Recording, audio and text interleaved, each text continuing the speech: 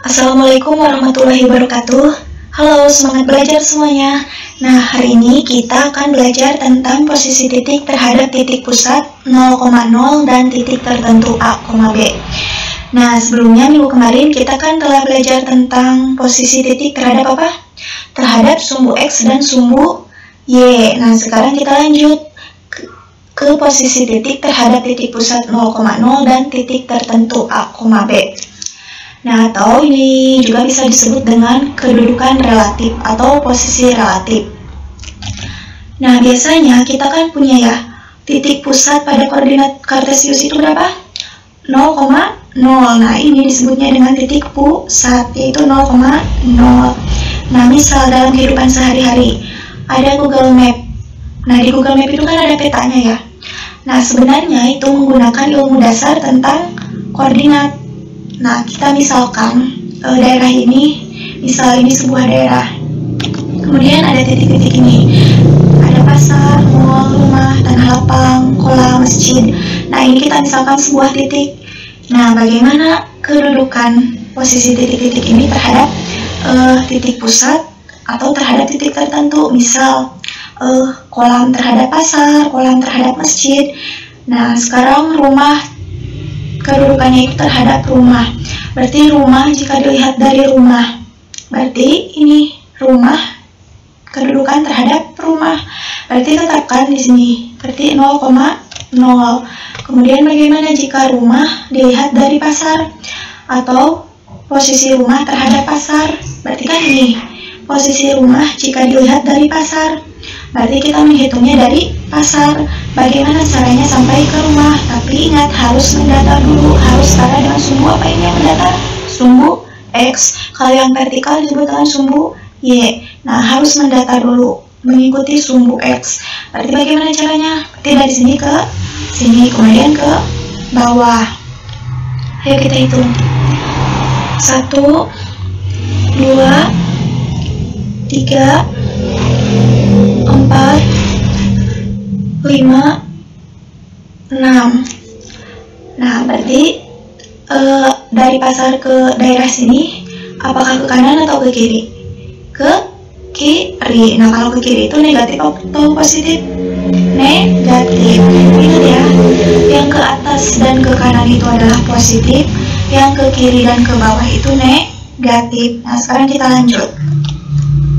1, 2, 3, 4, 5. Berarti ada 5 satuan. Berarti tadi itu 6 satuan ke kiri dan 5 satuan ke bawah.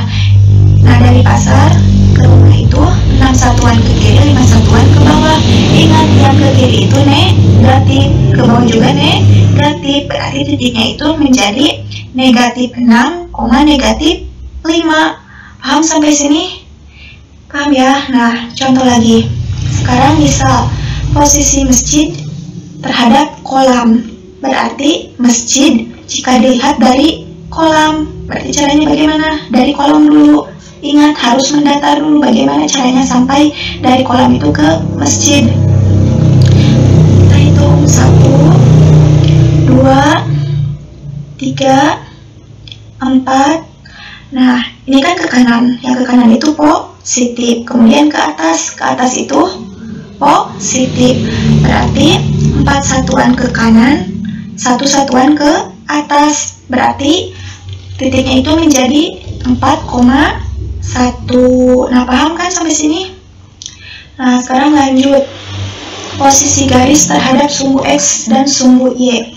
Nah, bagian 1 dan 2 itu kan tentang posisi titik terhadap sumbu X, terhadap titik tertentu. Nah, sekarang kita lanjut ke posisi garis. Nah, garis itu apa? Gabungan dari titik-titik.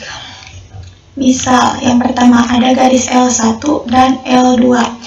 Nah, bagaimana posisi garis L1 dan L2 ini terhadap sumbu X dan sumbu Y? Nah, dengan sumbu X bagaimana? Apakah sejajar atau tegak lurus? Dengan sumbu X yang ini, garis-garis ini dengan sumbu X dan, nah ini, garis L1 dan L2 dengan sumbu X-nya bagaimana? Sejajar. Kemudian dengan sumbu Y-nya tegak lurus. Ingat, syarat tegak lurus itu harus bagaimana?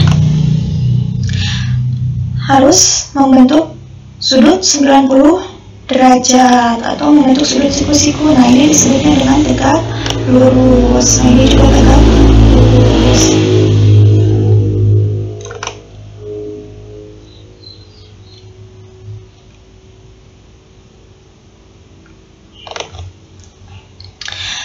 Nah, berarti ini posisi garis terhadap sumbu X dan sumbu Y-nya itu garis L1 dan L2 sejajar dengan sumbu X dan tegak lurus dengan sumbu Y.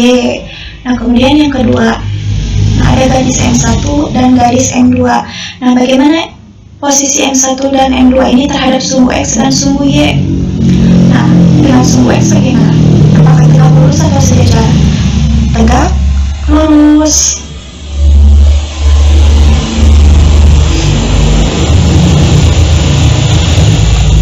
Ini kan tegak lurus, ini juga tegak lurus, berarti posisinya itu tegak lurus.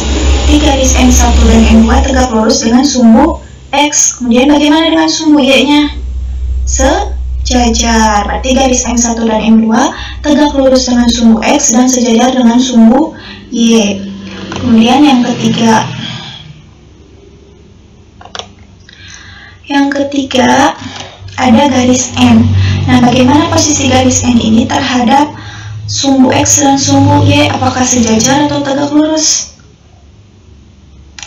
Tidak sejajar dan tidak tegak lurus, tapi hanya memotong. Berarti garis N memotong sumbu X dan sumbu Y. Nah, paham sampai sini? Paham ya? Sekian pembelajaran kita hari ini. Semoga bermanfaat. Wassalamualaikum warahmatullahi wabarakatuh.